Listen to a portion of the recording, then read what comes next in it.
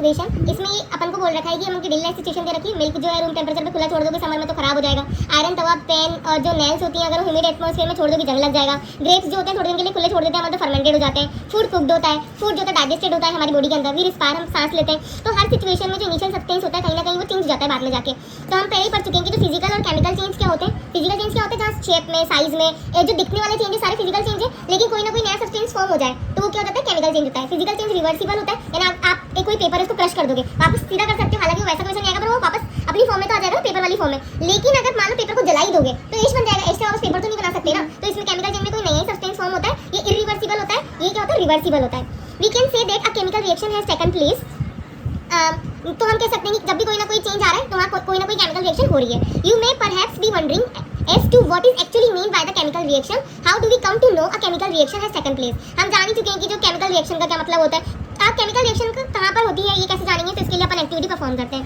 यहाँ पर क्या होता है कि एक्टिविटी में टीचर का असिस्टेंस बहुत जरूरी है। अगर ऐसा हो जाएगा तो अच्छा हो जाएगा स्टूडेंट के लिए। आई ग्लास होना भी बहुत जरूरी है।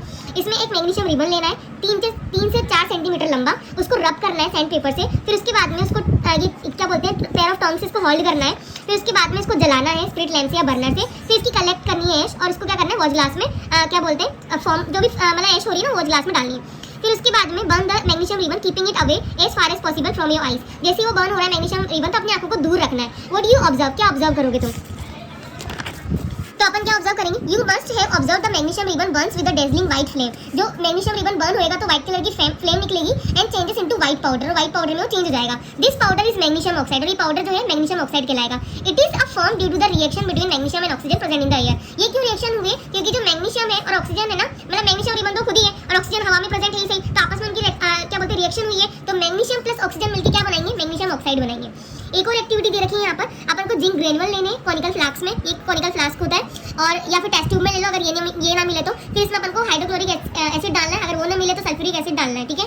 फिर उसके बाद में एसिड जब भी डालो ना आप अपने ना हाथ पैरों का ध्यान रखो, मतलब precaution low. Do you observe anything happen around the zinc granule, क्या तुम ऑब्जर्व करोगे कुछ हो रहा है इसके आसपास? टच द कॉनिकल फ्लास्क और टेस्ट ट्यूब, इसको टच करो टेस्ट ट्यूब को या कॉनिकल फ्लास्क को, क्या टेंपरेचर में कोई चेंज आया है, ठीक है। तो फ्रॉम अबाउट 3 एक्टिविटीज, ये वाली एक्टिविटीज में लेड नाइट्रेट लेना है, टेस्ट ट्यूब के अंदर से पोटेशियम आयोडाइड सॉल्यूशन डालना है और ऑब्जर्व करना है। तो ये तीनों एक्टिविटी जो मैग्नीशियम की रिबन वाली थी, लेड नाइट्रेट वाली थी और जिंक ग्रेनुअल वाली थी, इसे क्या ऑब्जर्व करेंगे कि जब भी कोई ना कोई केमिकल रिएक्शन होगी कुछ चेंजेस जरूर आएंगे, या तो स्टेट में चेंज आ जाएगा या कलर में चेंज आएगा या फिर गैस निकल जाएगी या फिर टेंपरेचर में चेंज आएगा। As we observe the changes around us we can see there is a large variety of chemical reaction taking place around us. जैसे जैसे आप ये चेंजेस पे नजर रखोगे ना वैसे वैसे देखोगे कि तुम्हारे आसपास भी ऐसी कई सारी रिएक्शन हो रही है जिसमें चेंजेस आ रहे हैं। We will study about the various type of chemical reaction and symbolic representation in this chapter. तो हम इस चैप्टर में पढ़ेंगे ये सारी केमिकल इक्वेशन ही पढ़ेंगे और उनमें उनकी सिंबॉलिक रिप्रेजेंटेशन पढ़ेंगे। केमिकल इक्वेशन क्या होती है?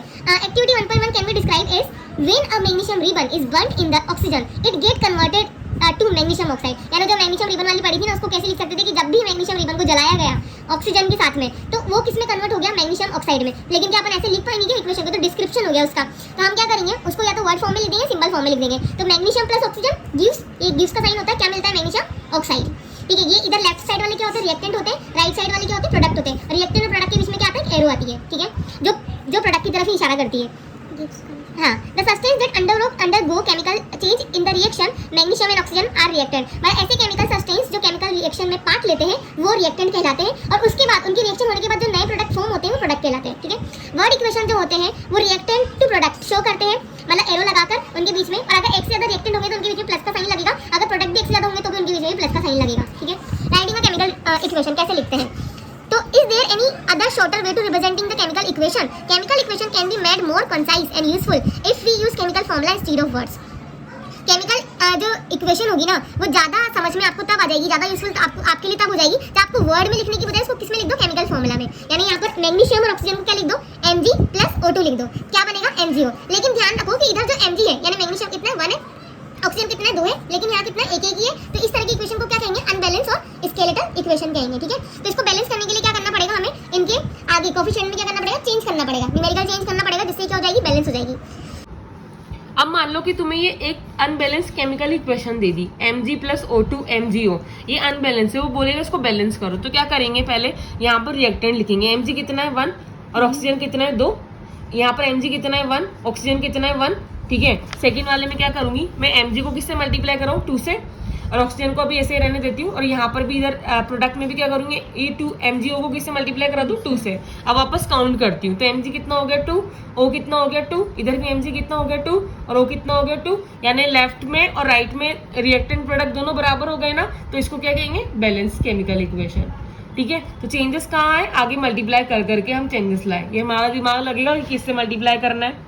आता है फिर टाइप ऑफ केमिकल रिएक्शन, कितने टाइप की होती है केमिकल रिएक्शन। तो सबसे पहले उसमें आता है कॉम्बिनेशन रिएक्शन। कॉम्बिनेशन क्या होता है कि एक सिंगल जो प्रोडक्ट होता है वो कब फॉर्म होगा, जब 2 या 2 से ज्यादा रिएक्टेंट मिल जाएंगे आपस में। तो हम क्या कह सकते हैं कि कॉम्बिनेशन रिएक्शन की डेफिनेशन क्या होती है कि एक सिंगल प्रोडक्ट फॉर्म हो जाता है जब 2 या 2 से ज्यादा रिएक्टेंट जो होते हैं वो कंबाइन हो जाते हैं। तो यहाँ पर देखो CaO जो सॉलिड फॉर्म में है, H2O जो लिक्विड फॉर्म में कंबाइन हो गया, इसको क्विकलाइन भी बोलते हैं। तो क्या बन गया, CaOH2 बन गया। ये एक्वियस सॉल्यूशन है, एक्वियस सॉल्यूशन है पानी में घुल जाता है, और क्या बन गया, स्लैग्ड लाइन बन गया, और साथ में क्या निकल गई, हीट निकल गई इसमें। ठीक है, तो ये आपकी कौन सी इक्वेशन हुई, combination.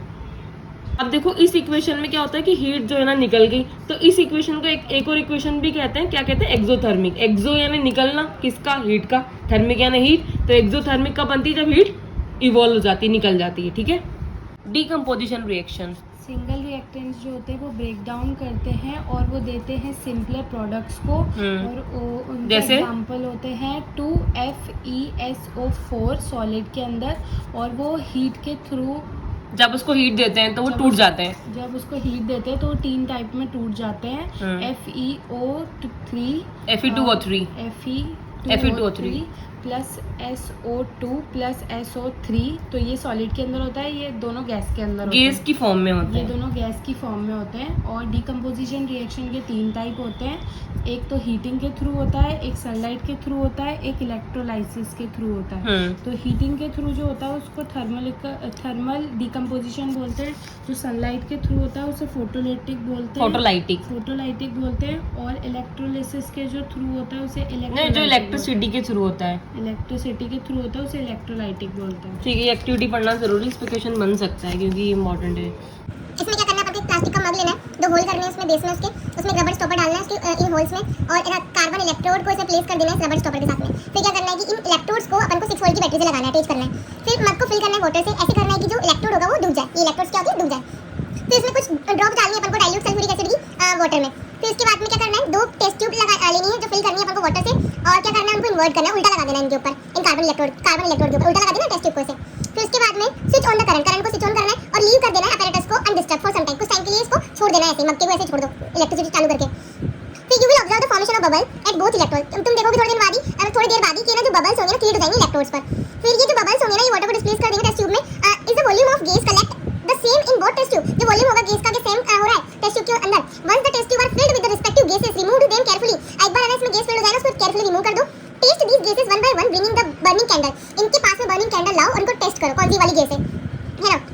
Which gas present in each test tube, ये देखना है। What happen in each case, ये देखना है। तो उसके बाद में सेकंड वाले में ये है कि 2 ग्राम का सिल्वर क्लोराइड लेना है चाइना डिश के अंदर। इसका जो कलर होगा क्या होगा, चाइना डिश जो है सनलाइट में प्लेस कर दो, खिड़की के बाहर रख दो, धूप जहाँ धूप आ रही हो कुछ टाइम के लिए, फिर कलर वापस से देखो। ठीक है, यानी 2 ग्राम सिल्वर क्लोराइड लेना चाइना डिश के अंदर, इसका कलर पहले से ऑब्जर्व कर लो क्या था, सनलाइट के प्रेजेंट में रख दो इसको चाइना डिश के अंदर सिल्वर क्लोराइड लेकर, फिर देखो वापस से कलर क्या था।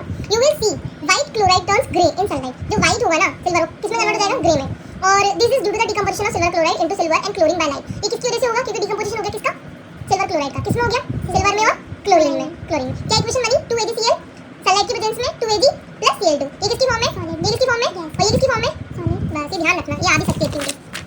फिर उसके बाद में ऐसे ही सिल्वर ब्रोमाइड है, ये भी ऐसे ही सेम वे में बिहेव करेगा। 2AgBr, ये सॉलिड फॉर्म में सनलाइट की प्रेजेंस में क्या हो गया, 2Ag और Br2 बन गया। The above reaction are used in the black and white photography. कहां काम आती है ये फोटोग्राफी में, कौन सी वाली में, ब्लैक एंड व्हाइट। तो ध्यान रखना ब्लैक एंड व्हाइट फोटोग्राफी में कौन सी वाली रिएक्शन काम आती है, फोटोलाइटिक। ठीक है, what form of energy is causing this decomposition reaction, किस तरह की एनर्जी आई, जैसे कॉम्बिनेशन में एक्सोथर्मिक आई थी ना, इसमें कौन सी वाली आ रही है, एंडोथर्मिक। इसमें क्योंकि एनर्जी क्या हो रही है, अब्सॉर्ब।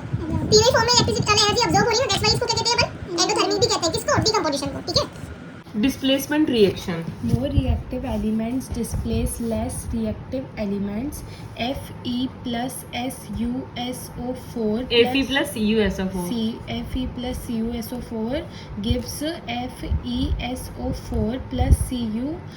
ये कॉपर सल्फेट में होता है, ये आयरन सल्फेट में होता है। आयरन जो होता है रिमूव करता है किसको? आयरन जो होता है वो रिमूव करता है कॉपर को कॉपर सल्फेट सॉल्यूशन में से, जिसको डिस्प्लेसमेंट रिएक्शन बोलते कहते हैं। ठीक है। हैं। डबल डिस्प्लेसमेंट रिएक्शन, किसी भी रिएक्शन के अंदर इनसॉल्युबल सब्सटेंस जो होते हैं वो फॉर्म होते हैं, प्रेसिपिटेट करते हैं, उनको प्रेसिपिटेट कहते हैं। उनको प्रेसिपिटेट बोलते हैं। If any reactions that produce precipitate is called precipitation reaction. ठीक है। reaction in which there is an exchange of ions between the reactants are called double displacement reaction. यानी ऐसी रिएक्शंस जहाँ पर रिएक्टेंट्स के बीच में एक्सचेंज ऑफ आयन हो उनको डबल डिस्प्लेसमेंट कहते हैं। जैसे कि ये रहा एग्जांपल, Na2SO4 प्लस BaCl2 है, तो ये क्या होगा कि SO4 किसको मिल गया? Ba को मिल गया, और ये जो Na2 को क्या मिल गया? Cl2 मिल गया, तो ये 2NaCl हो गए ना यहाँ पर, और ये BaSO4 हो गया। इनमें मतलब कुछ भी घटा भी नहीं, कम भी नहीं हुआ, सिर्फ आपस में एक्सचेंज हो गए ये। ठीक है। कोरोजन, आयरन आर्टिकल्स जो होते हैं वो जब स्टार्टिंग में उन्हें लाते हैं तो वो शाइनी रहते हैं, पर वो थोड़े टाइम बाद रेडिश ब्राउन हो जाते हैं। उनके ऊपर रेडिश ब्राउन कोटिंग चढ़ जाती है ना, उनके ऊपर रेडिश ब्राउन कोटिंग चढ़ जाती है, और इस प्रोसेस को अपन रस्टिंग ऑफ आयरन बोलते हैं। मेटल्स जो होते हैं वो थोड़े टाइम बाद खराब हो जाते हैं इसी मैनर में, इस मैनर के अंदर, और जो कॉपर होता है वो ग्रीन हो जाता है, और जो सिल्वर होता है वो ब्लैक हो जाता है। When a metal is attacked by substance around it such as moisture, acids or etc. It is said to corrode and this process is called corrosion, जो कि ब्लैक कोटिंग लग जाती है सिल्वर के ऊपर, ग्रीन कोटिंग लग जाती है कॉपर के ऊपर। जैसे कि इसका एग्जांपल कोरोजन है। कोरोजन जो होता है वो डैमेज कर देता है car bodies, bridges, iron Rayleigh's और शिप्स को, और बाकी सारे जो आयरन्स होते हैं उनको भी खराब आयरन से बनी चीजों को, आयरन से बनी चीज़ों को सारी चीज़ें ख़राब कर देता है। और जो कोरोजन होता है वो एक सीरियस प्रॉब्लम है जिसमें काफ़ी सारे लोग अमाउंट ऑफ मनी लगाते हैं उन्हें रिप्लेस डैमेज करने के लिए। रिप्लेस डैमेज करने के लिए नहीं, डैमेज आयरन को रिप्लेस करने के लिए, डैमेज आयरन को रिप्लेस करने। और यहाँ की डेफिनेशन बता देती हूँ मैं कि जब भी कोई भी मेटल होगा ना उसको कुछ चीजें अटैक करेगी, जैसे मॉइस्चर अटैक करेगा या एसिड अटैक करेगा तो वो कोरोड हो जाएगा, और ये जो प्रोसेस होगी क्या कहलाएगी? कोरोजन कहलाएगी। चलो इसी प्रकार रेंसिडिटी, क्या कभी तुमने कोई भी मतलब फैट ऑयल कंटेनिंग फूड जो होता है ना, अगर बहुत टाइम तक, लंबे टाइम तक उसको छोड़ दिया ऐसे, तो उसको कभी स्मेल किया है? खराब, मतलब खराब हो जाते हैं ना, जैसे चिप्स हो जाते हैं या फिर नमकीन हो जाते हैं, तेल चढ़ जाता है, अपन बोलते तेल चढ़ गया इन पे, क्योंकि उनकी ना गंदी टेस्ट आने लग जाती है, गंदी स्मेल, कड़े कड़े होने लग जाते हैं वो। तो when fats and oil are oxidised they become rancid and their smell and taste change. जब भी फैट और ऑयल जो होते हैं ऑक्सीडाइज हो जाते हैं ना, तो रेंसाइड हो जाते हैं, और उनकी जो स्मेल और टेस्ट होती है वो चेंज हो जाती है। और इनको क्या करते हैं? प्रिवेंट करते हैं, क्या डालकर? एंटीऑक्सीडेंट डालकर। ठीक है, जिनमें ये मतलब क्या बोलते हैं, जिनसे ज़्यादा टाइम तक चल सकें, या फिर इनको एयर टाइट कंटेनर में बंद कर दो आप, या फिर इनको सनलाइट मत दो ज़्यादा टाइम तक, रेफ्रिजरेटर में रखो, फ्रिज में रखो आप, है ना। तो और या फिर इन्हें नाइट्रोजन गैस भर के रखो चिप्स के पैकेट में, तो इनसे आप इनको बचा लोगे। ठीक है। Oxidation and reduction, heat a china dish containing 1 gram copper powder. What do you observe? अपन को क्या करना है, चाइना डिश लेनी है, उसमें 1 ग्राम का कॉपर पाउडर डालना है और उसको हीट करना है। जो सरफेस होती है कॉपर पाउडर की वो कोटेड हो जाती है ब्लैक कॉपर सेकेंड ऑक्साइड के द्वारा। ठीक है, यानी ब्लैक कॉपर ऑक्साइड में चेंज हो जाएगा ये। Why has this black substance formed? ये ब्लैक कलर का सब्सटेंस क्यों फॉर्म हुआ है? This is because oxygen is added to copper and copper oxide is formed. क्योंकि इसमें क्या हुआ, एयर से क्या मिल गई, इसको ऑक्सीजन मिल गई, और इसको क्या बन गया, कॉपर से कॉपर ऑक्साइड बन गया। If hydrogen gas is passed over this heated material CuO, the black coating on surface turn brown. अगर मान लो इसमें हाइड्रोजन गैस पास करा दी ना, तो जो ब्लैक कोटिंग होगी किसमें चेंज हो जाएगी? ब्राउन कलर में। ठीक है। And as the reverse reaction take place copper is obtain, और अगर वापस रिवर्स कर दोगे तो कॉपर वापस से ऑब्टेन हो जाएगा। यानी जैसे कॉपर है, उसमें अपन ऑक्सीजन मिला रहे हैं, उसको हीट कर रहे हैं, तो क्या बन रहा है? कॉपर ऑक्साइड बन रहा है। कॉपर ऑक्साइड में अपन हाइड्रोजन मिला रहे हैं, तो क्या बन रहा है? कॉपर मिल रहा है और वाटर मिल रहा है। ठीक है।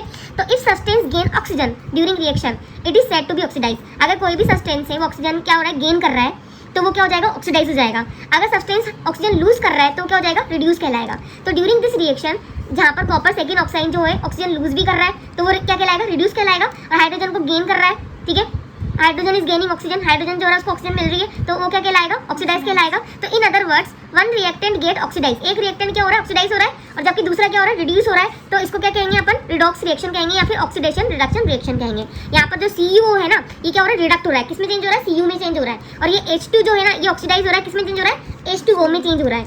ऐसे ही कुछ और भी रिएक्शन है, जैसे zinc oxide plus carbon, zinc plus carbon monoxide बनेगा। ऐसे और भी रिएक्शंस दे रखे हैं यहाँ पर।